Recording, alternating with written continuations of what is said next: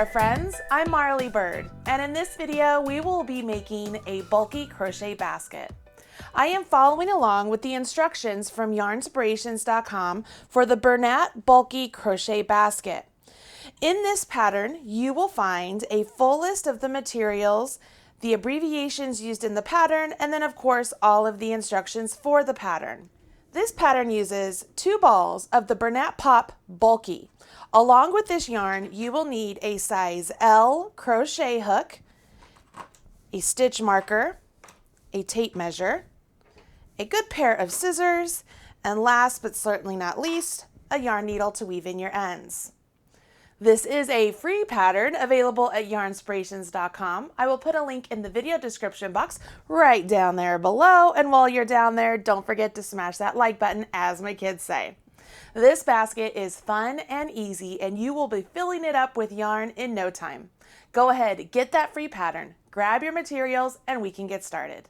The Bernat Pop Bulky yarn is a lovely size 6 weight yarn, and it comes with a striping effect. So your basket will look as if you've done a ton of color work when really it is all with the yarn.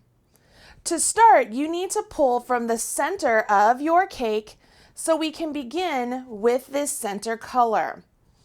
Once you find the end of the center, we can begin with a slip knot directly onto our hook.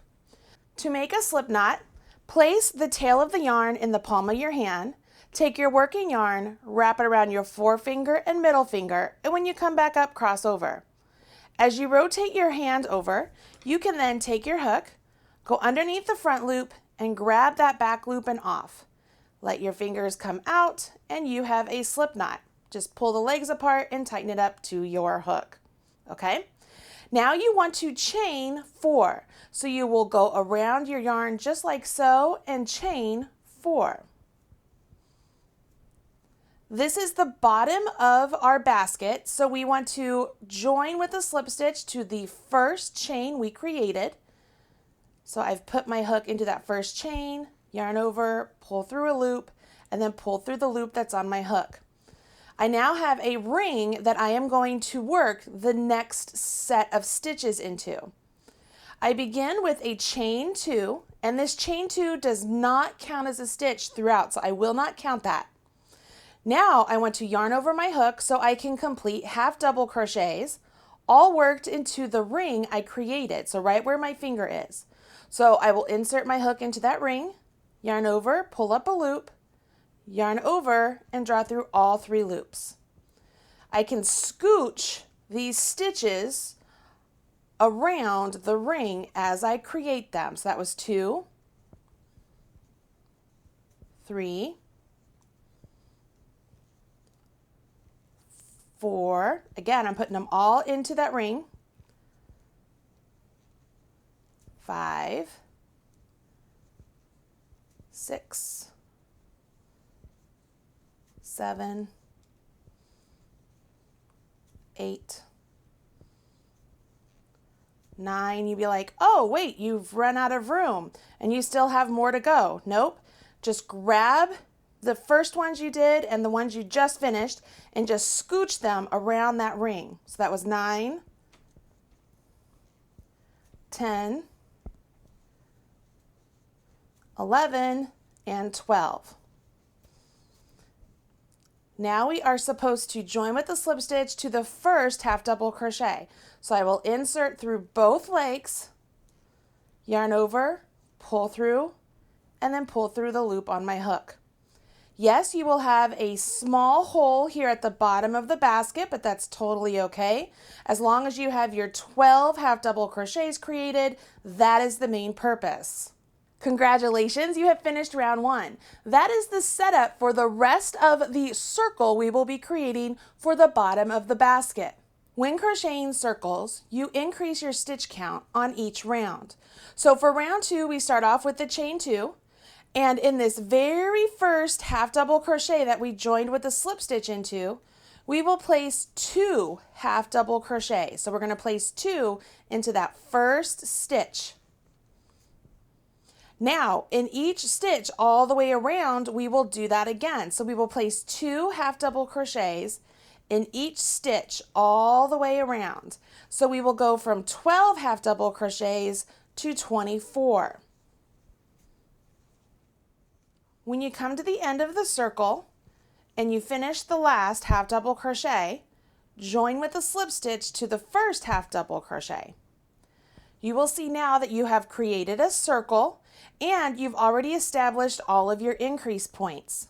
On the following rows, you will continue to increase, but with each round, you will have 1 more half double crochet between each of the increases. For example, on round 3, you will begin with a chain 2. You will start with 2 half double crochets in the first stitch, and then you will half double crochet in the next stitch. You will put 2 half double crochets in the following stitch, and then 1 half double crochet in the next stitch. Notice how there is 1 solitary half double crochet in between each of the 2 half double crochet increases. That's on round 3. On round 4, you will have 2 half double crochets between each increase. On round 5, you will have 3 half double crochets between each increase. On round 6, you can see that it changes up ever so slightly because instead of working 4 half double crochets between, we will have 9 half double crochets and then an increase. This will get us to a total of 66 half double crochets. I have already worked up a swatch up to that point, so let's bring that in and we can carry on with this basket pattern. And here we are. This is the bottom of my basket through round 6. I'm getting ready to start round 7, which is where we begin to turn the look of the basket from looking at the bottom, and we'll begin to work the sides of the basket. So I'm at the beginning here and I start off with the chain 1. So this is already different. And now working through the back loops only, okay? So working just through that loop and that loop and that loop, not through both, but just the back loop. We will do a single crochet in each one of the half double crochets all the way around. So I will just work in the back loop only and work a round of single crochets. The body of the basket is worked in single crochets. It makes it a little bit more sturdy and more stiff to hold up the sides of the basket. So you do want to make sure you are crocheting these stitches nice and snug because it will give your basket more stability and structure. As you come up to the end of this round, you will join with a slip stitch into the first single crochet, just like you've done all along. And now the designer wants us to take a stitch marker and place it in our fabric at this point so that we have a place to measure from for the side of the basket. We now carry on to round 8 and we will be repeating round 8 for the body of the basket. You start off with the chain 1 and then working through both legs of the stitch, you will single crochet all the way around. So it's just a round and round and round and round of single crochet. And at the end of each round, you join with a slip stitch and then chain 1. Okay, so you're working through both legs on this round. You see how that works up just like so? All right, can you see the difference here? You have the front legs that we didn't use exposed here, and that will be the turn of the basket. So see, here's the bottom and this will be the turn. And then for the body of the basket, we will work in rounds of single crochet. You work these rounds of single crochet until the body of the basket measures about 8.5 inches from the marker. I'm going to go ahead and get to that point. You should too. And then it's as easy as preparing for the handles and you will be all done with this basket. Oh, I almost forgot. One more thing before I go, let me show you how to add a new ball of yarn when it comes time. When you get to the end of your skein of yarn, all you will do is crochet to the point to where you have at least 4 to 6 inches left. And then when you get to the next stitch, go ahead, yarn over, pull up a loop, and then yarn over with your new ball of yarn and pull that new ball of yarn through those 2 loops. Okay, now your new ball of yarn is on your hook and you can continue on. I know that there are some YouTube instructors that would say to crochet over these ends and that would be enough to weave them in. I'm not that crochet instructor. I want you to weave in those ends at the end of the project. Okay, let me continue on and get to those handles. That took a little bit of time, didn't it? My basket has now reached the 8.5 inches from the marker, and it's time for the handles. Now, the handles instructions have you start off with your round and you single crochet 23 single crochet, and I've already done that. Now, I'm supposed to chain 10, so I will chain 10.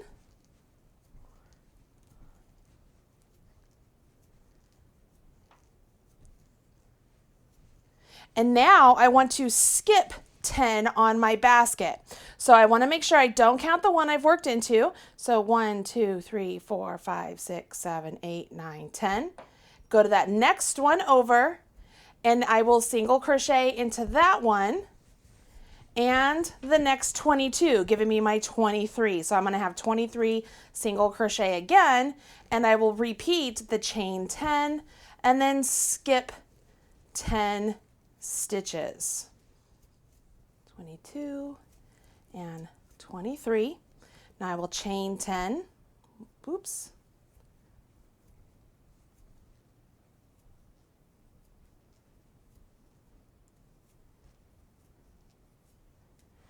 And then I will skip 10. Which leads me to right over here to join with a slip stitch.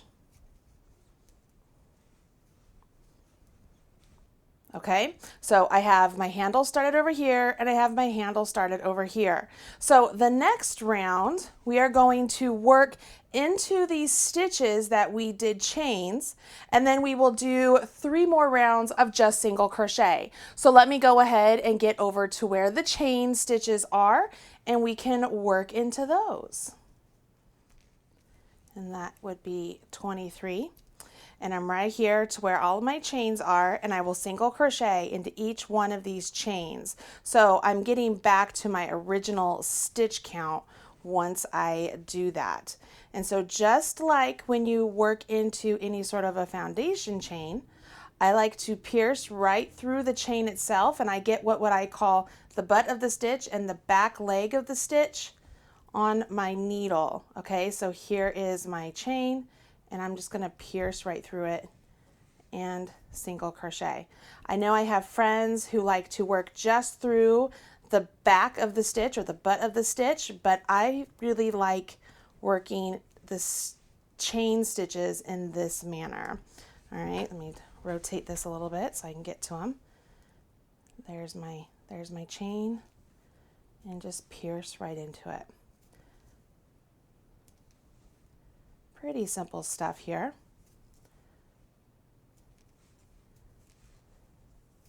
When you get to the end of the chains, you just continue on with the single crochet round that you've already created.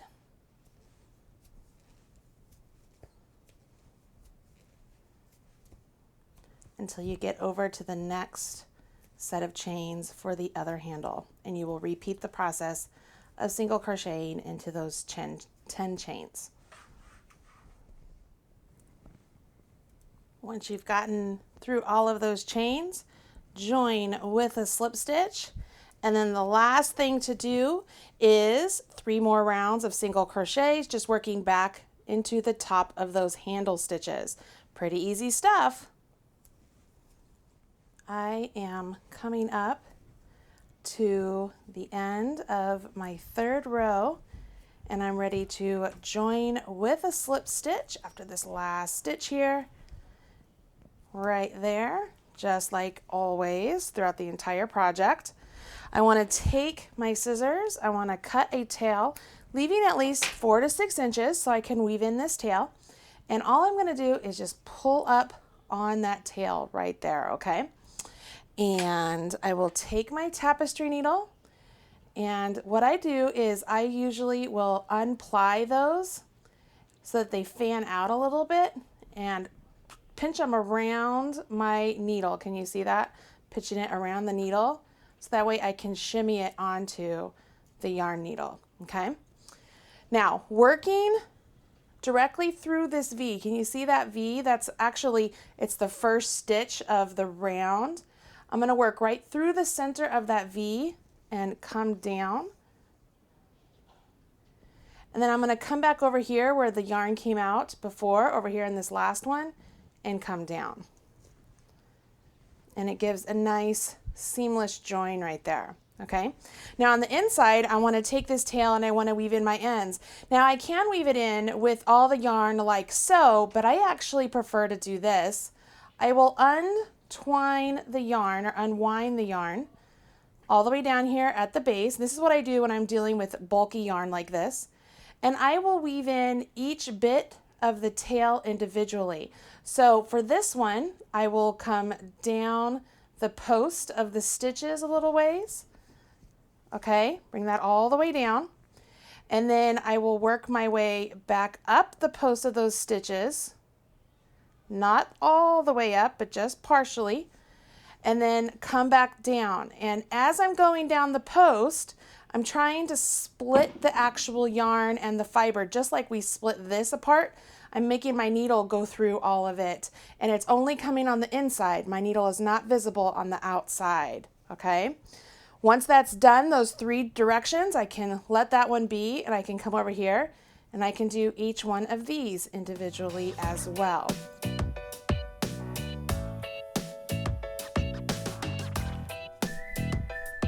Once all those are done, you can zip them nice and close to the fabric and you can remove your stitch marker if you still have it in there and your basket is complete. Now I do want to remind you, this kind of curved line you have of the basket, that's perfectly normal and natural for crochet to happen with that little curve, unless you do a special technique to prevent the seam from being crooked. It will always be crooked, but once your basket is all done, let me get it all out here.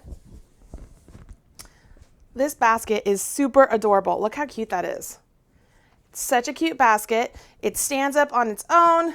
I mean, obviously you can see in the face camera that it's right here, but then looking down, you can see that it's not diving in anywhere.